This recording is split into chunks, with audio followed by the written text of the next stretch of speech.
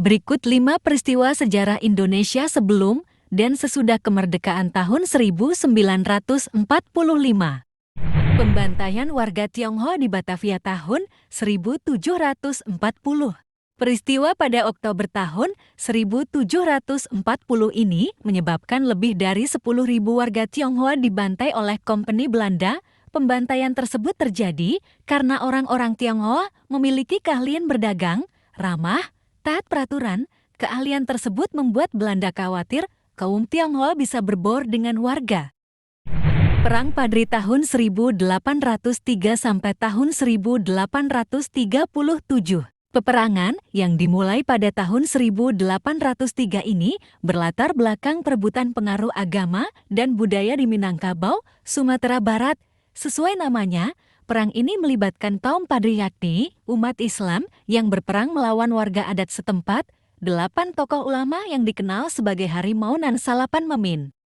Perang Diponegoro tahun 1825 sampai tahun 1830. Peristiwa yang juga disebut dengan Perang Jawa ini dipimpin Pangeran Diponegoro. Lokasi pertempuran meliputi Jawa Tengah dan sebagian Jawa Timur dan berlangsung selama 5 tahun, yakni tahun 1825 sampai tahun 1830.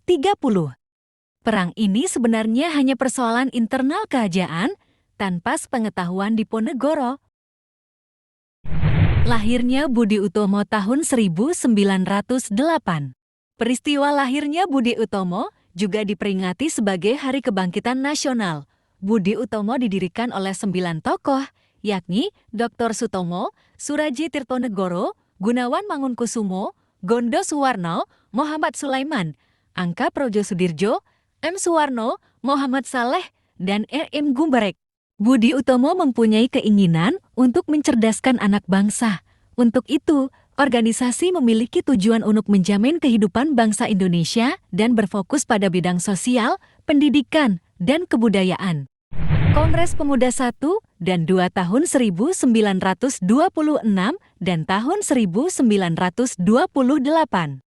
Kongres Pemuda muncul dari tingginya semangat para muda Nusantara untuk lepas dari belenggu penjajahan. Kongres digelar 2 kali yakni pada April tahun 1926 dan Oktober tahun 1928.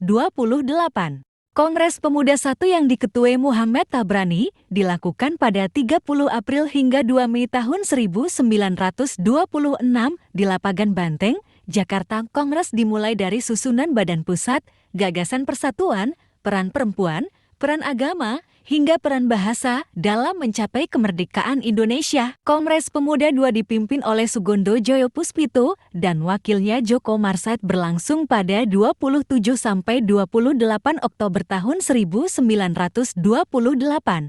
Pertemuan kedua ini kemudian menghasilkan Sumpah Pemuda. Selain itu, pada Kongres kedua, lagu Indonesia Raya ciptaan Wajih Rudolf Supratman disahkan sebagai lagu kebangsaan Indonesia.